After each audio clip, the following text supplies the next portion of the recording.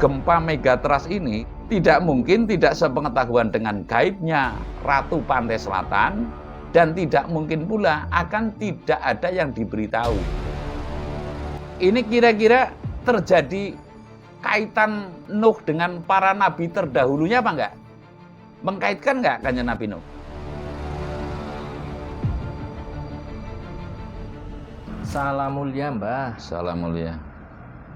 Nah, ini malam ini saya akan bertanya seputar berita yang sedang ramai, atau mungkin tiap tahun berita ini selalu digencarkan oleh lembaga atau instansi yang berwenang, Pak, yaitu tentang gempa megatrust. Sebelumnya kemarin saya sebagai admin juga memposting kepada teman-teman kaum hadi bagaimana kalau kita membuat konten tanda-tanda titisan leluhur. Lah ini saya mohon maaf, mungkin videonya setelah ini atau lusa begitu, karena Ki Dharma juga harus menegas terlebih dahulu secara lebih tepatnya agar pemahamannya benar-benar gamblang begitu nggih, teman-teman.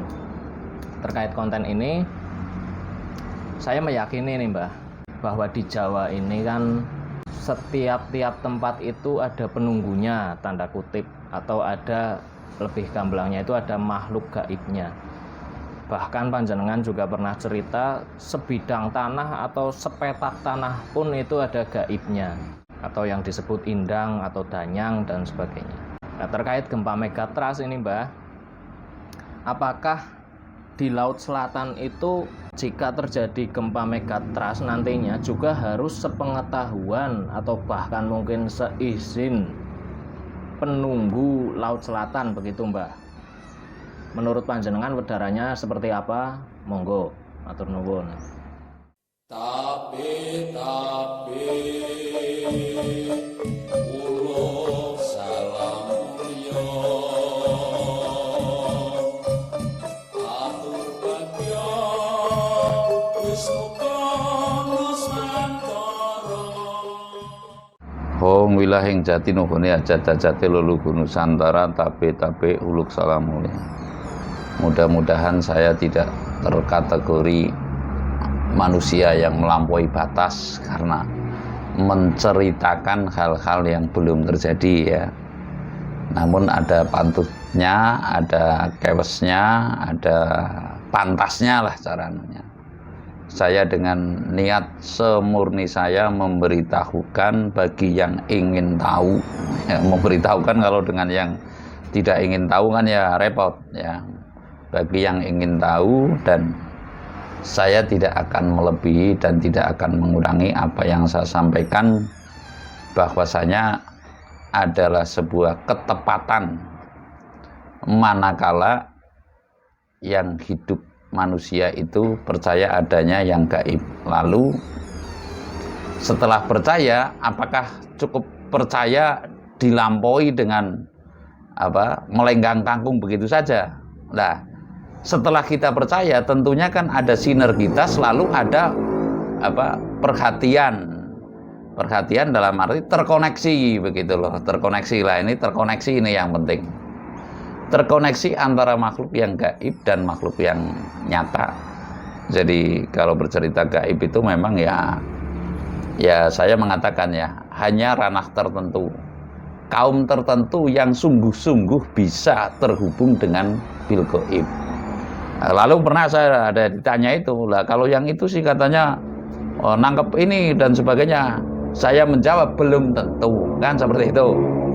Katanya yang ahli sekarang musim ruqyah apa, ya saya menjawab belum tentu, kan berarti belum tentu kan relatif ya. Okay. Relatif, artinya belum tentu. Ya bisa jadi iya, bisa jadi enggak. Artinya ya urusan dengan hal gaib itu tidak semua orang bisa, gitu aja lah. Mungkin satu desa satu terlalu banyak, Mas. Satu desa satu terlalu banyak. Mungkin satu kabupaten satu, dan mungkin satu provinsi satu. Ini sepemahaman saya. Dan biasanya kalau yang betul-betul paham dengan gaib yang sejati, laku laksitaning kodrat, itu tidak eber. Tidak eber dalam arti, wah di sana gaibnya ini, di sana enggak seperti itu. Di sana kita cari enggak. Kalau itu malah diem, tahu-tahu Udah beres. Saya mengatakan bahwasanya megatrust itu kan sebuah topik besar dalam Badan Meteorologi dan Geofisika. Ini negara loh ya. Nah, lalu adalah patut waspada bagi kaum yang beriman, karena BMKG sendiri kan tidak bisa nih menempatkan waktunya. Bisa nggak itu? Memprediksi secara pasti kejadiannya ini kan nggak bisa. Ya, nah saya akan menjawab bahwasanya hal yang seperti ini justru akan bisa diketahui secara tepatnya walaupun dengan bahasa saloka. Karena saya meyakini bahwasanya hal yang besar terjadi, tragedi yang terjadi secara besar-besaran itu tentunya sepengetahuan, bahkan tersertainya agreement, Mas. Agreement itu apa? Persetujuan.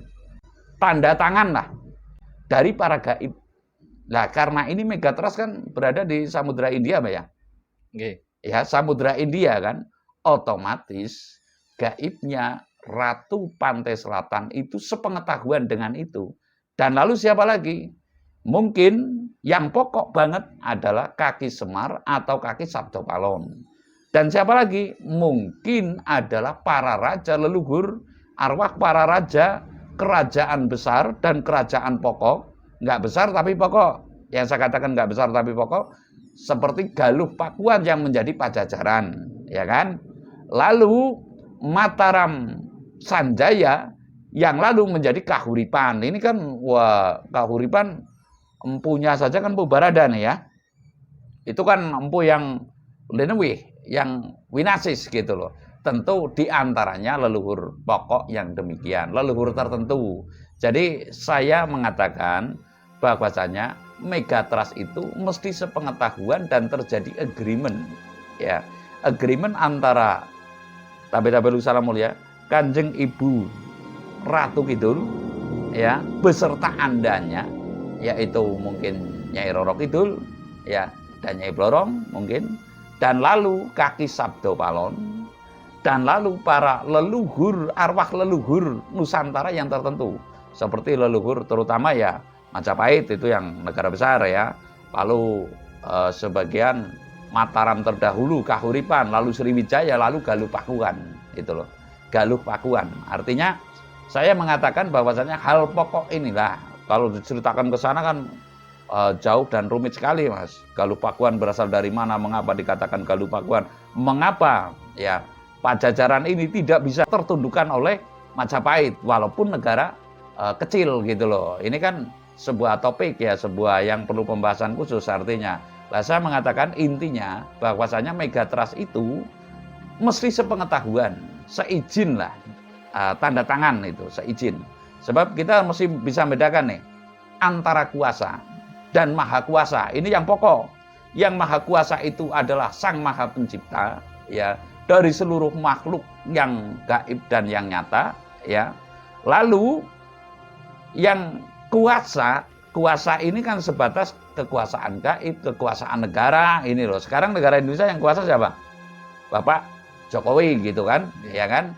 Lah, ini kan kuasa, tapi bukan yang maha kuasa. Artinya kekuasaan yang tidak tak terbatas. Artinya kekuasaan ini adalah kekuasaan yang terbatas begitu. Ini perbedaan. Jadi saya mengatakan jangan sampai menyimpang dari sebuah ketauhidan ya. Artinya bahwasanya kita jangan sampai menjadi penyembah berhala.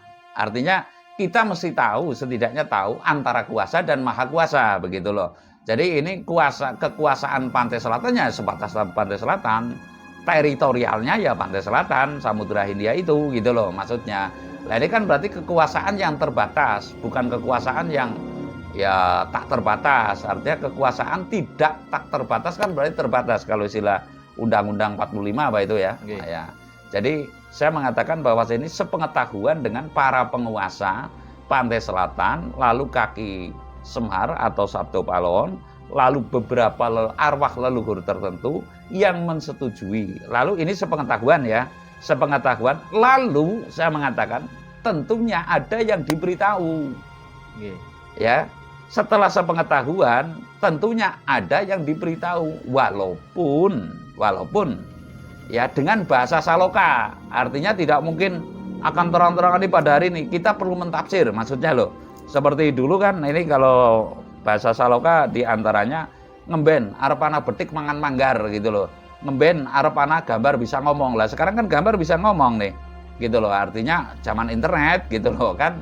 Gambar bisa ngomong, betik mangan manggar ya contohnya itu seperti banjir bandang yang lalu airnya setinggi pohon kelapa itu kan bunga kelapa itu namanya manggar. Jadi ikan betik pada makan manggar itu. Jadi intinya bahwasanya kalau gempa megatrust ini tidak mungkin tidak sepengetahuan dengan gaibnya Ratu Pantai Selatan dan tidak mungkin pula akan tidak ada yang diberitahu. Lah yang diberitahu ini siapa? Ya monggo dicari sendiri. Kalau saya mengatakan si A, si B, si C belum tentu gitu loh. Artinya kemungkinan kalau yang telah tersurat dan terkodrat bisa jadi nanti ketemu dengan orang yang diberitahu dan lalu memberitahukan dan itu mesti masakaro biasanya begitu loh. Masakaro artinya hanya 4 mata gitu. 4 mata ya wong lorotok lah itu masakaro kalau istilah Jawa. Masakaro dan berkata-kata dan tentunya juga tidak semudah yang dikatakan tapi tidak semudah yang dikatakannya sama maksud. Biasanya ada wanti-wanti begitu loh. Ada wanti-wanti tertentu. Ini saya kasih tahu seperti ini tapi ya jangan bilang-bilang karena ini nanti akan begini-begini umpamanya seperti itu ada apa? Wanti-wanti ya semacam wasiat gitu. Ada pesan tertentu yang sifatnya membatasi cerita itu jangan sampai dieber gitu loh. Dieber itu diapakan? Ya dieber gitu loh. Dieber lalu ibaratnya siapa-siapa dikasih cerita dan sebagainya. Toh belum tentu yang dikasih cerita itu percaya. Lalu ini bisa membatalkan maksudnya loh. Kecuali memang sangat emergensi dan lalu sudah saatnya untuk mengatakan begitu. Jadi intinya gempa megatrust itu mesti sepengetahuan dengan gaibnya Ratu Pantai Selatan, Kaki Sabdo Palon dan beberapa leluhur tertentu, arwah leluhur tertentu di Nusantara ini terutama para raja besar dan raja yang mengawali, artinya tidak besar ya seperti itu Mataram Sanjaya, seperti Galuh Pakuan dan sebagainya. Ini adalah kerajaan-kerajaan pokok bibit kawit yang mengawali berdirinya sebuah suku bangsa ras yang besar gitu. Lalu juga yang memikirkan Nusantara ini atau tanah Jawa ini menjadi negara yang besar lalu pingin mewujudkan cita-cita yang besar pula di bumi Nusantara gitu. Nah ini saya tanya Mbak, kalau kita melihat video panjenengan di konten sebelumnya itu ada geliat sang naga bumi itu, yang mana di antara kejadian tersebut berarti ada tugas sang naga pertala itu. Kalau saya menyimpulkan sejenak begitulah. Nah itu kok malah jadi unsur ini berperan semuanya? Begini Mas, kalau geliat sang naga pertala itu kan nyangga. Lah sedangkan gaib ini di atas bumi apa di bawah bumi? Di atas. Nah, yang di atas bumi dan yang di bawah bumi tentu sinergi gitu loh. Namun ini lisensi dalam arti lisensi yang pokok, kejadian ini kan di atas bumi Mas, yang ibaratnya yang pokok. Dan mohon maaf yang di atas bumi makhluk mulia adalah manusia. Tentunya antara sang naga pertala ya, ini juga sinergitas gitu. Dan saya mengatakan bahwasanya naga pertala ini tidak ada kewenangan tertentu dalam mengatur laju perkembangan zaman kehidupan manusia begitu loh. Berbeda dengan Kanjeng Ibu Ratu Kidul ini mempengaruhi. Kalau naga pertala sifatnya yes jadi begitu loh. Ini karena nyangga dan yang di atasnya. Bagaimana itu kalau ibaratnya antara mesin dan yang mengendalikan begitu Mas. Bisa dipahami ya. Motor ini mesin, ya tentunya itu mesin itu, tapi tergantung pengendali. Pengendali itu kan manusia mungkin bisa terjadi pemoncengan bengkel dan sebagainya. Lah ini antara Kanjeng Ibu Ratu Kidul, lalu Kaki Ismoyo Jati atau Kaki Sabdo Palon, lalu para leluhur ini adalah pengendali yang tentunya ya apabila ini yes, di bawah pun yes gitu, mesin yes maksudnya gitu loh. Ini pemahaman artinya kita tidak mengurangi dan melebihi. Dan lalu kembali lagi ini bukan yang maha kuasa. Ini kekuasaan yang masih terbatas antara Sabdo Palon, Kanjeng Ibu Ratu Kidul, para arwah leluhur. Ini kan hanya melanjutkan cita-cita. Melanjutkan cita-cita yang belum terwujud, yaitu adalah membangun tatanan dunia baru atau pranatan yang adil ing tanah Jawa atau Nusantara begitu. Nah, ini pemikiran rasional, Pak. Terkadang teman-teman juga ada yang berkomentar seperti ini. Yang namanya bencana itu kan tidaklah itu sekarang, tidaklah itu dulu, bahkan sebelum ada manusia. Kalau melihat penelitian ilmuwan itu kan sudah ada bencana.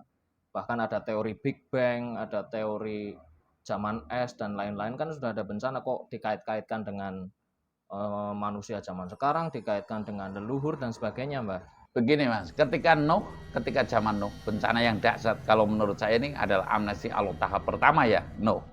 Ini kira-kira terjadi kaitan Nuh dengan para nabi terdahulunya apa enggak? Mengkaitkan enggak kanjeng Nabi Nuh? Kira-kira begitu loh. Ini kalau memang berkiblat kepada rasional dari dulu bencana sudah ada, itu memang iya. Namun penataan, peningkatan tingkat kemuliaan manusia atau kesempurnaan manusia inilah yang kita bahas begitu loh. Ya sama saja korupsi dari dulu ya sudah ada. Sudah ada, Nah, hanya saja sekarang kita zaman seperti ini. Kalau seperti itu namanya masa bodoh, gue yuyu begitu loh. Artinya ya bencana enggak ya enggak gitu loh. Tapi apakah sebuah negara, sebuah bangsa ini tidak perlu sebuah kehidupan inilah, tidak perlu ada sebuah penataan, pranatan yang memadai, lalu tidak perlu adanya sosok pemimpin, begitu loh. Ini kita berbicara ya, keadaan lebih baik untuk manusia. Artinya manusia itu kan makhluk sosial. Lah apabila tidak peduli seperti ini ya berarti masa bodoh. Artinya jadi orang yang masa bodoh lah. Kalau saya mengatakan orang yang mementingkan diri sendiri mungkin nanti tersinggung. Mikirna wudule dewek begitu loh. Ini akibat dari, mohon maaf, belum berpikir persis kepada akibat daripada kehidupan manusia. Urip ujung-ujungnya mesti arep mati. Ya mati sekarang saja, ibaratnya seperti itu loh. Namun tidak memahami atas tugas hidup yang saya maksud. Tugas hidup itu apa? Fungsi hidup di atas bumi ini untuk apa begitu loh. Kalau cuek-cuek saja, wah mau bencana itu kan dari zaman dulu sudah. Ya sudah, dibiarin aja anak cucu mati. Janganlah engkau menangis. Dirimu sakit, nggak usah engkau menangis begitu loh. Ini yang perlu dipahami lah. Ini pemahaman yang demikian bukan berarti saya mengharuskan untuk percaya, enggak. Cuek-cuek saja juga enggak masalah, enggak ada ruginya. Ibaratnya kamu juga enggak ada ruginya, kita pun juga enggak ada ruginya. Namun kesesamaan manusia dalam menuju lajunya perkembangan kesempurnaan hidup mesti arep mati. Mung dene ana bedane, Mas. Hidup itu pasti akan meninggal, hanya saja ada perbedaan. Yang mati sempurna dan pati nista. Nah, maukah saudara kategori pati nista? Itu loh. Ini yang penting diketahui. Namun kalau pati sempurna, niscaya kesempurnaan ini akan abadi lah. Lah kalau dikaitkan seperti itu bencana terjadi, ya terjadilah gitu ya. Semua itu Tuhan. Ya saya pernah mengatakan lah, memang semua itu Tuhan yang Maha Esa. Hanya saja bisakah Tuhan atau mungkinkah Tuhan gitu, kalau bisa ya, akan mengucurkan beras langsung dari langit, ya kan? Memang iya, hidup itu Tuhan. Bukankah Tuhan menciptakan kehidupan ini di atas bumi? Bukankah kita patut mesti bersinergi dengan bumi ini yang saya maksud? Dengan bumi ini kita bersinergi agar sampai kita jangan sampai menjadi kaum yang merusak bumi. Ini pokok. Jangan sampai menjadi kaum yang merusak bumi. Merusak apa? Merusak derajat rembugane prikamanungsan di alam dunia ini yang semestinya berprikemanusiaan lalu mengumbar ngujohowo nanti kalau saya bilang ibaratnya tidak bisa mengendalikan hawa nafsu atau anggoro murka mungkin ya tersinggung. Makanya setidaknya tidak ngujohowo sehingga meyakini bahwasanya dampak daripada bumi ini, bumi tentu hidup dong. Tentu hidup, buktinya ditaburi padi tentu tumbuh. Lah, sehingga tidak ngujohowo, yang berdampak lebih buruk lagi adalah kesemena-menaan. Wong ngujohowo mesti sameno-meno. Ibarat semau gue dalam arti di sini dampaknya yang lebih besar lagi adalah membikin susah orang lain. Membikin susah orang lain di mana hidup ini sudah susah, janganlah menambah susah.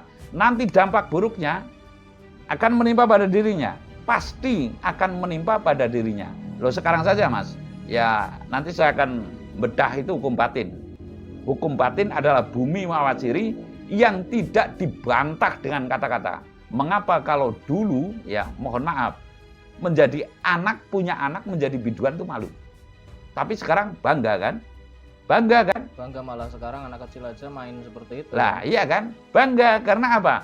Lah wong derajate mung golek pangan kok geal-geol adoli bokong. Begitu loh.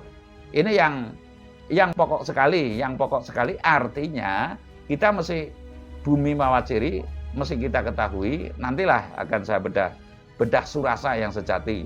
Mengapa kalau petani yang asli loh, rata-rata itu hidupnya ayem tentrem dan lalu panjang umur. Ini mengapa rata-rata bakul beras selagi masih belum, mohon maaf, ijoan, biasanya heleran itu orangnya kaya dan ayem. Lah, ini perlu dipahami. Ya mohon maaf, nanti saya akan mengapa kalau anak laki-laki masih muda menjadi tukang cukur biasanya kaya perempuan. Apa sebabnya gitu loh? Laki-laki bisa kaya perempuan, apa sebabnya? Lah ini hukum batin yang belum bisa belum ibaratnya tercerahkan, belum tersampaikan. Mungkin perlahan nanti akan saya sampai ke ranah situ, artinya untuk membedah hakikatnya hidup sehingga hidup tidak asal hidup. Sambil rokok saya. Oke. Jadi ini pembahasan menarik semestinya, gitu. Dengan kata lain, ini analisa saya berarti betapa pentingnya pemimpin mengetahui ranah gaib, gitu. Dalam artian tidak hanya melulu berpatokan kepada ilmiah, peneliti, tetapi juga kita mesti bisa berembuk dalam artian karena manusia ini kan tidak bisa terlepas dari unsur gaib juga, satu. Yang kedua kalinya adalah orang-orang metafisika, Mbah. Orang-orang spiritualis. Ini saya menyambung dari komentar teman tadi di video sebelumnya lah. Itu kan juga selama ini ternyata menggembar-gemborkan untuk kita memuja, untuk kita bahkan sebagiannya ada yang menganjurkan kalau ingin sugih ya ke Laut Selatan, kalau seperti yang di Tali Agung tadi itu. Bukan berarti orang metafisika juga tahu betul begitu kan, atau bagaimana itu, Mbah? Kalau itu ranahnya sudah lain sih ya. Dianggapnya gaib itu adalah bisa mendatangkan kekayaan, tergantung niatnya, Mas. Segala sesuatu tergantung niatnya. Artinya peran Kanjeng Ibu Ratu Kidul dan patihnya Nyai Roro Kidul, saya rasa itu jarang sekali yang bisa menemui ke ranah sana. Paling andai kata itu adalah ke Nyai Blorong, kemungkinan. Dan itu tidaklah mungkin akan tergoda, tergerak, tergeser ke arah Nyai Blorong dalam arti untuk menemui kerana keduniawian apabila kan tidak ada niat di dalam hati, begitu loh. Itu tergantung niatnya. Saya rasa kalau ya mohon maaf sama apa-apanya, saya kadang ingin menjelaskan, ingin membantah bahwasanya Kanjeng Ibu Ratu Kidul itu ada tempat pesugihan. Kalau begitu, Panembahan Senopati sangat kaya dong. Ini jelas kan? Lalu Bung Karno sebentar nanti mengatakan, wong itu mustikanya kan dari beliaunya, Mas. Mustika merah delima itu kan dari beliau, itu loh. Nanti saya baru ketemu Kanjeng Ibu Ratu Kidul. Ya nggak pernah lah Bung Karno berkata seperti itu. Lah yang berkata ini yang saya maksud, Kanjeng Ibu Ratu Kidul untuk pesugihan. Ini saya meyakini, tapi nggak usah yang lain, adalah kalau saya ngomong tom kosong berbunyi nyaring nanti kurang pas ya. Adalah orang yang belum tahu tapi sok tahu, Mas. Perangannya gitu loh, perangannya katanya malah ada juga yang nekuk Nyai Ronggeng gitu dan sebagainya itu di mana kapan gitu loh. Artinya ini kelihatannya adalah pemandangan yang lucu bagi kaum yang sesungguhnya begitu. Bukan, saya nggak mengaku sungguhnya loh. Bagi kaum yang tahu gitu loh. Saya juga nggak mengaku tahu gitu loh. Berarti itu rawan rawan halusinasi kalau yang masih rendah, yang lebih jauh lagi rawan ketemu dengan yang Membo Warno begitu, Mbak. Kalau sang Pamembo Warno ya bisa ketemu gitu loh. Halu juga bisa ketemu, Mas. Halu kan ada itu penyakit skizofrenia apa ya? Ya semacam itu. Ya semacam itu. Nanti membayangkan ibaratnya uang ada gambar palu dan arit, ini kan terlalu berlebihan begitu loh. Terlalu berlebihan, uang ada gambar palu arit, terus nanti apa yang namanya pohon pisang, ada nanti di sebelahnya ada macannya gitu. Kalau nggak percaya begini, Topo Nyuryo saja. Topo Nyuryo itu adalah menatap surya. dari Ceplekeng Srengenge ya itu antara jam 7 sampai dengan jam setengah 7 Ceplekeng Srengenge sampai dengan jam 7 1 jam saja. Upayakan kedipnya itu kalau nggak terpaksa sekali tahan saja. Nanti akan melihat yang namanya tumbuhan itu bisa berupa kuning, bisa berupa putih ya. Ini adalah tahapan Mas, tahapan untuk bisa membuka sang klecik putih kang topo sajroning suco. Ini pokok paling enggak dilakukan 40 hari saja, enggak usah 40 hari, 7 hari. 7 hari nanti lalu 21 hari. 21 hari nanti 40 hari gitu loh. Dilakukan, diniati dengan seperti itu. Surasaning gaib taruhlah untuk membuka sang klecik putih kang topo sajroning suco. Ini sekali lagi ya saya cerita. Itu mestinya melakoni seperti itu dulu. Jadi ranahnya enggak mudah. Ada topo nyuryo, ada ngeluat gitu loh. Ya, ngeluat itu topo pendem taruhlah. Bukan mendem di dalam tanah, tapi mendem ibaratnya makan yang polo pendem tok, itu bisa dua tafsir. Kalau mendem di dalam tanah tentunya dangkanya itu dangka yang rata. Kalau saya dulu kata guru saya seperti itu. Dan itu hanya satu puser saja. Terus di situ ada bolongan dengan bambu, lalu di hidup laksana mati, jeneng mati jroning urip. Maksimal ada batasannya di situ 7 hari, tidak boleh melebihi dari bayune menungsa. Ini ada tahapan Mas, gitu kalau topong luat. Topong luat itu topo di dalam luangan begitu loh. Tapi kalau saya guru patuh saya mengatakan bahwasanya kalau topo pendem ya nggak boleh lebih dari 7 hari begitu. 7 hari makanya kalau itu kan ada yang perjalanan ruh menuju ke kuburan itu kan sehari 2 hari sampai 7 hari itu kan di halaman rumah. Kalau orang dulu itu masih ada damarnya begitu loh. Ini bagi yang yakin, saya cerita bagi yang nggak yakin ya nggak usah percaya begitu. Ini adalah sebuah ranah gaib yang tentunya tidak semua orang kembali lagi bisa menceritakan, termasuk apalagi ini kalau Kanjeng Ibu Ratu Kidul kan gaib yang berkelas Mas. Gaib yang berkelas, bukan gaib ibaratnya indang pasar kliwon, pasar wage itu bukan. Tentunya tahapannya adalah orang-orang tertentu. Tentunya tahapannya adalah para raja ratu cara kasare loh, pandito resi yang kelasnya juga untuk kenegaraan, bukan untuk kelas mohon maaf ibaratnya jadi penimbul ebek katanya ketemu Kanjeng Ibu Ratu Kidul. Ya bukan berarti saya tidak percaya murni, bisa saja dirilusi jalmotan kena kini roh, namun kelihatannya kurang pas. Sebab trap susilo subosito udonegoro berlaku tidak cuma dalam alam manusia saja, tapi di sana pun juga berlaku subosito sopan santun budi pekerti trap susilo subosito udonegoro.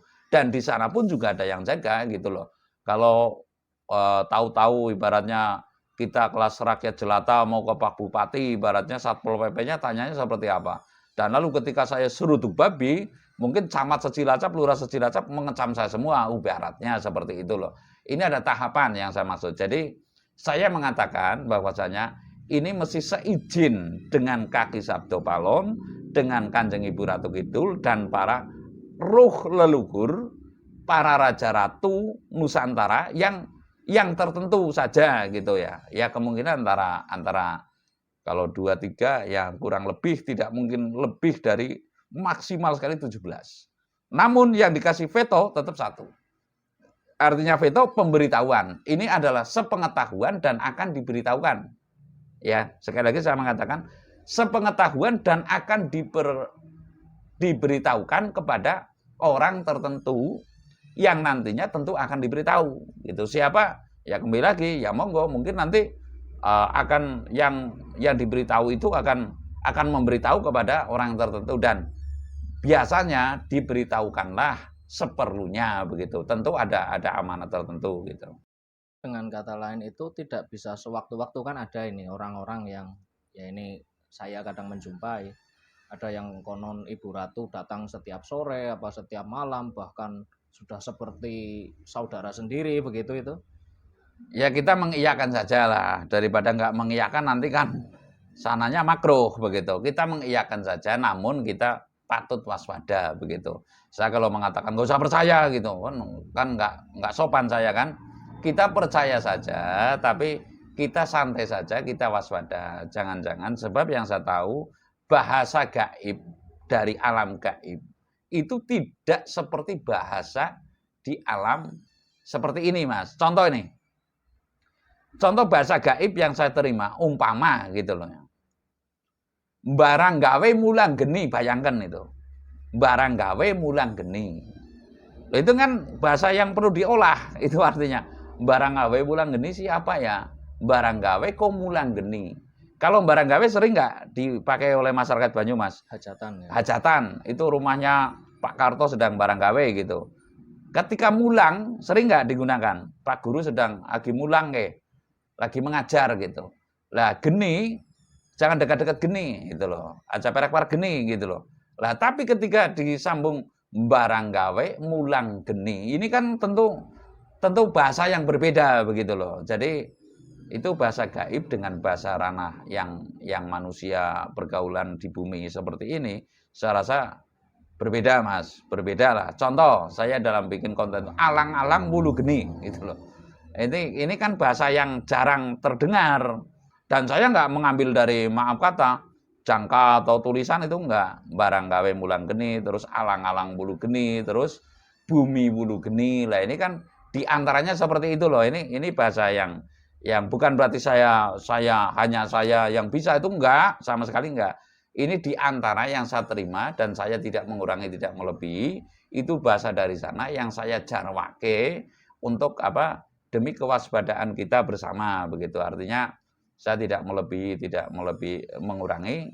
Yang jelas melebih-lebihkan, mengurang-urangi juga tidak boleh, pamali. Jadi saya mengatakan yang semestinya. Saya mengatakan yang semestinya dalam hal ini, dalam konten ini saya mengatakan bahwasanya Megatrust itu mesti sepengetahuan oleh Kanjeng Ibu Ratu Kidul, Kaki Ismoyo Jati dan beberapa leluhur Nusantara tertentu, ya, Raja Ratu Nusantara tertentu, lalu akan diberitahukan kepada sesama yang semestinya diberitahukan. Lah nanti kemungkinan ini mau bocor enggak? Sebab yang diberitahu itu kan tentu manusia tertentu juga.